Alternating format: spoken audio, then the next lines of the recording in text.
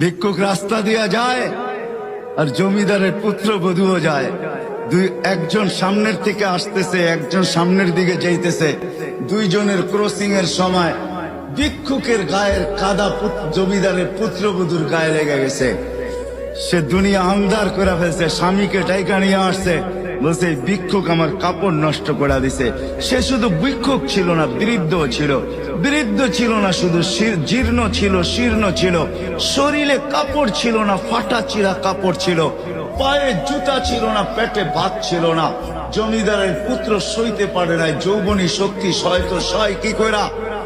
তার স্ত্রীর গায়ে ভিক্ষুকের কাদা, বস সমগ্র শক্তিকে হাতে জমা করা, একত্র করা বৃদ্ধের গালে বসায়। বৃদ্ধ কিচ্ছু বলে নাই, শুধু উপরের দিকে তাকায় দুই তিনটা শব্দ উচ্চারণ করছেন। শব্দগুলা হইল ইয়া আল্লাহ